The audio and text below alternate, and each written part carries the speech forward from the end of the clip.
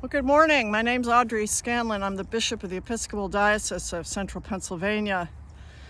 Coming to you, I'm filming this morning on November 5th, on Thursday, so that you can see it tomorrow morning on November 6th, on Friday, as is our custom for the weekly video series.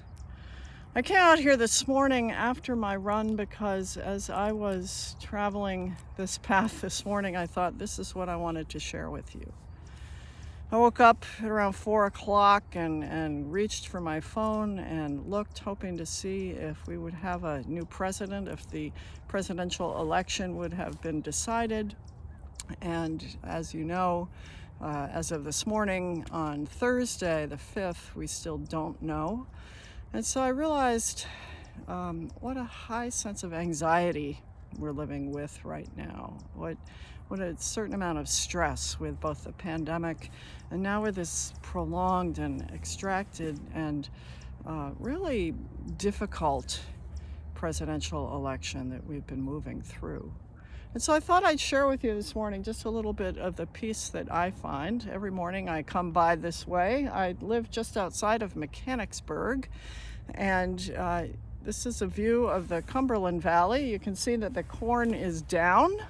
When the corn is up, I have a beautiful sense of protection, really, as I run through this tunnel of corn on either side of the road.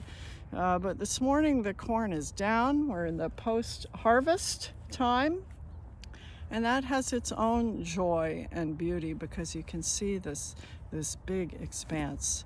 If I moved a little bit, you could see a picturesque red barn with a silo not too far from here, but I don't want to do that because the sun's right behind my head. It's just risen, and I don't want to blind you. I thought I would share a psalm with you this morning, a psalm that we pray in morning prayer most mornings, called the Venite. It's one of the invitatory psalms that we use. But before I do that, I want to encourage you to seek out and find and hone some of the practices that you have for reducing stress, for coping with anxiety, for moving through these really troubled days. Clearly, I find a lot of peace in my time of getting outdoors each morning. If you know me, you know that I also love to cook. I think of that as not just a chore, but a real spiritual practice that I engage in. A friend of mine, I was reading this morning, has read more than 100 books this year. She claims reading as an important spiritual practice and as a way to manage her stress and anxiety in these times. And so I wonder what it is that you do. Do you knit? Do you paint? Do you read? Do you walk? How is it that you find a way to find peace in your soul? Perhaps you meditate, perhaps you read the Psalms or other devotional material. But I would encourage you to hone in on what it is that feeds you in that way, because those are skills and practices that in this time we need. And so thank you for joining me outside here this morning in the Cumberland Valley. And let me close with reading a portion of Psalm 95, the Venite. Come, let us sing to the Lord. Let us shout for joy to the rock of our salvation.